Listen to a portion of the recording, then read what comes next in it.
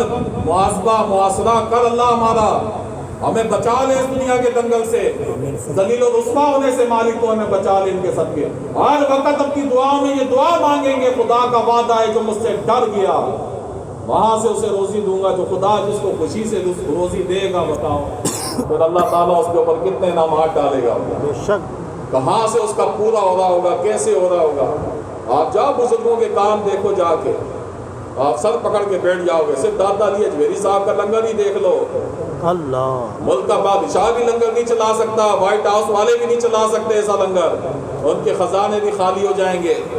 ان کے سالوں کے غریبوں کو کھانا کھلانا، سالوں کا جو اماؤنٹ بنتا ہے، ارے داتا علی اجمیری صاحب کے ایک لمحے کا اس سے زیادہ اماؤنٹ بنتا ہے پیسوں کا، اس سے زیادہ ہماری روزی تقسیم ہو رہی ہوتی ہے۔ کتنے غریب لوگ اور متواتر کھاتے ہی چلے آ رہے ہیں، کھا رہے ہیں اور کھاتے رہیں گے قیامت تک، جہاں فاقے پڑے، جہاں پہ بھی کچھ ہو، مگر کبھی اس در پہ تنگی نہیں ہوگی۔ ان کی زندگیوں میں بھی ان کے اوپر تنگی تکلیفیں اس صورت میں نہیں تھی، امتحانات تھے، آزمائشیں تھی۔ میں نے کہا جس پہ خدا آزمائش امتحان ڈالتا ہے اسے اٹھانے کی طاقت بھی اللہ عطا فرما دیتا ہے۔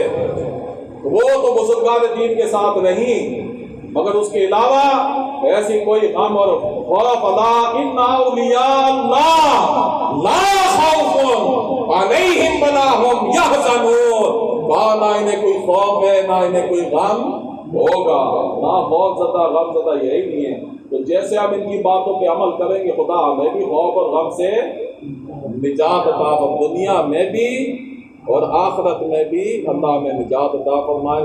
توبہ کر لینا، سچی توبہ اپنے اپنے دل میں کرنا، ضروری نہیں ہے کہ ہم روئیں دھاڑے ماریں یہاں پہ، نہ، اندر سے آپ اپنے اللہ سے تعلق کو قائم رکھو، اندر سے خود ہی خوف زدہ ہو جاؤ، اللہ سے ڈر جاؤ، معافی مانگ لو اندر سے۔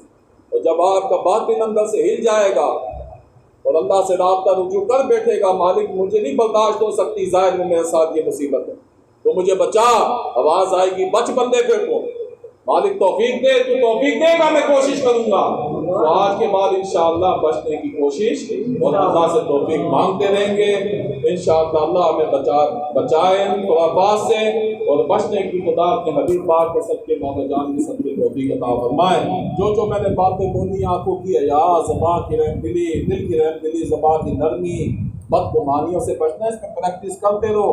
جب کسی کے اوپر خیال آئے تو کہہ دینا یہ میرے کاموں کے اندر نحوست ہے کے لیے یہ خیال آیا، کیونکہ شیطان جو ہے، قرآن کہتا ہے ان الشیطان للانسان عدو مبین، کھلا دشمن ہے، اور حضرت بیٹھے ایک ہی دشمنی کا اختیار ہے اس کے پاس، صرف ایک کام کے علاوہ شیطان کوئی کام ہمارے ساتھ نہیں کر سکتا، بس وسا ڈالتا ہے۔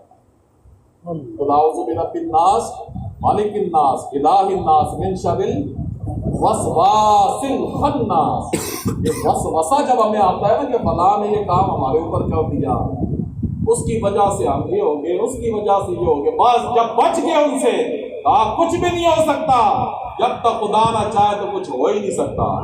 ارے اس کے ولی اتنی طاقتور والے ولی ہیں، اس کے نبی اتنی پاور والے نبی ہیں، ان کی پاوروں کو تسلیم کریں گے، اسے رد کرنا پڑے گا کہ کچھ بھی نہیں ہو سکتا کہ جب تک خدا اس کے رسول نہ چاہیں۔